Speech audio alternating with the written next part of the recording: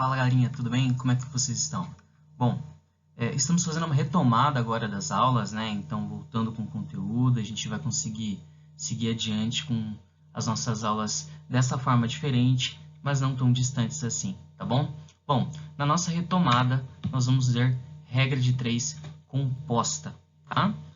É a nossa aula 1, a gente vai ter mais conteúdos pela frente, né? A estrutura da aula vai mudar um pouquinho, mas tudo vai fazer parte de um plano maior, tá bom? Então, vamos lá. Na regra de 3 composta, nós sabemos que a regra de 3 simples é aquela estrutura básica, né, em que nós temos uma incógnita e ela é ou diretamente ou inversamente proporcional, né, e a gente tem que entender como ela funciona, né?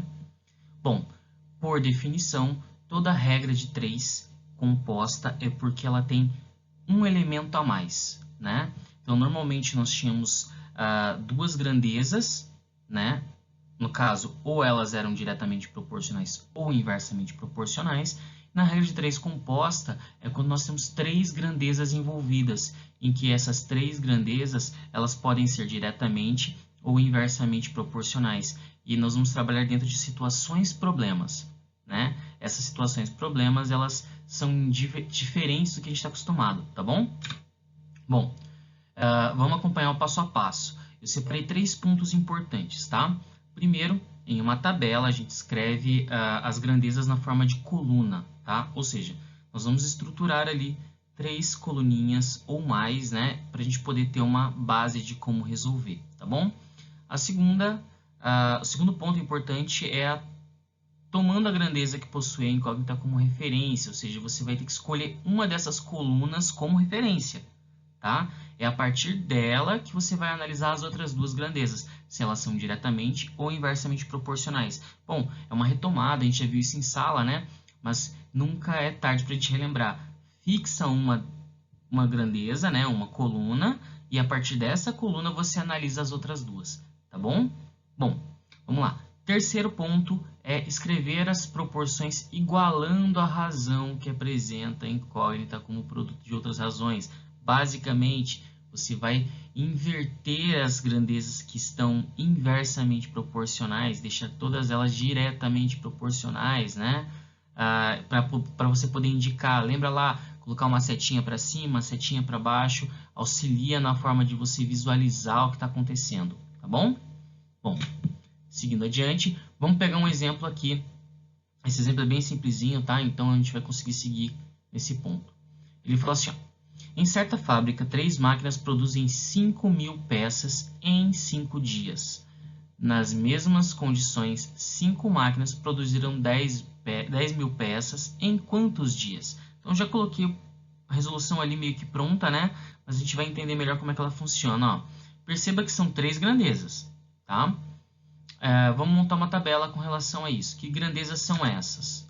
Nós temos ali o número de máquinas, o número de peças e o número de dias, né? Então, nós temos ali que 3 máquinas, elas produzem 5.000 peças em 5 dias. Eu vou grifar aqui para ficar bem facinho para vocês, tá? Então, ó, bem aqui, ó,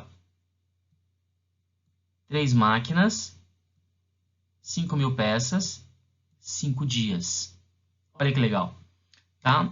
Se a gente chegar ao ponto de ter 5 máquinas que produzam 10.000 peças, quantos dias você vai precisar para produzir? Então, ó, se a gente tomar a terceira coluna como referência, a gente sempre vai pegar a terceira coluna, a primeira coluna, a segunda coluna, quando ela tiver uma certa incógnita, né? Que a partir dela a gente vai ver como é que vai funcionar, né? Então, ó, na terceira coluna a gente vai ver que, bom, se eu vou ter mais máquinas produzindo, né? Vou pegar ela com referência já trabalhando na primeira, eu vou ter menos dias trabalhando, não é? Então, ela acaba sendo inversamente proporcional. E o número de peças? Bom, como eu vou produzir mais peças, ela também é inversamente proporcional em relação a isso, tá? Então, eu vou ter duas relações inversas ali, tá? Então, vou comparar essas grandezas. Vamos seguir aqui com o nosso ponto. Se eu aumentar o número de dias, o número de peças também deve aumentar. Ou seja, se eu tenho mais dias para produzir, mais peças vão ser produzidas, né? Então, são diretamente proporcionais com flechas no mesmo sentido. Se aumentarmos o número de máquinas, o número de dias tende a diminuir, ou seja, elas são inversamente proporcionais, flechas no sentido contrário, tá bom?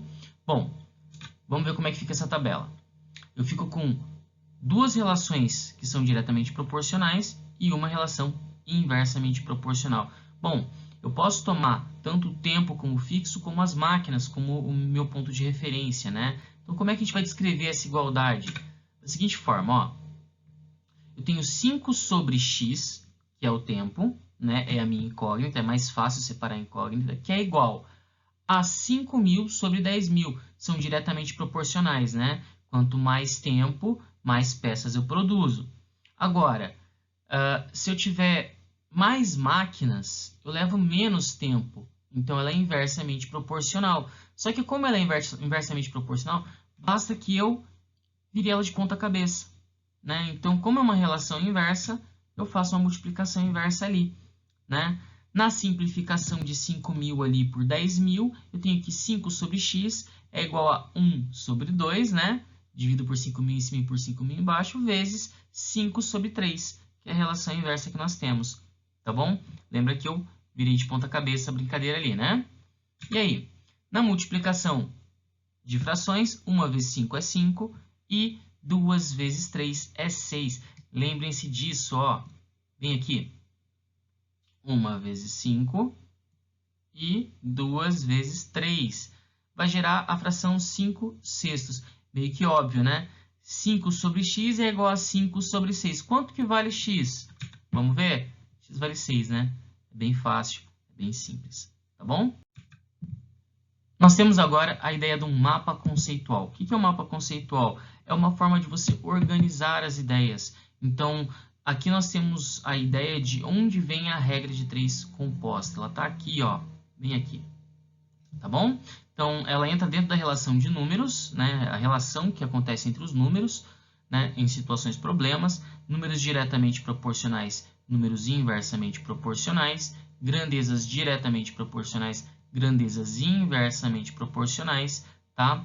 Aqui eu vou fazer um tracinho de outra cor, porque, ó, nas grandezas, na regra de 3 composta, ela também está dentro do conceito de grandezas inversamente proporcionais e na regra de 3 simples também, tá bom? E aí nós temos os problemas que são de proporções, tá? Então, mais pra frente a gente vai adequar isso, certinho? Galerinha, muito obrigado, tudo de maravilhoso, não se preocupem, tá? A volta vai ser um pouco lenta, nós teremos aí aulas um pouco mais dinâmicas, mas tudo vai dar certo, tá bom? Não é um período de férias, as férias já acabaram, nós estamos retomando de um jeito diferente, mas é que vocês tenham esse ponto de apoio, de amparo, de que na realidade é só um momento difícil, é para todo mundo, e a gente está aqui para apoiar vocês, tá bom? Não se esqueçam de estudar, tá? Qualquer dúvida, estou aqui para poder ajudar vocês. Um abraço para todo mundo, tudo de maravilhoso. Tchau, tchau.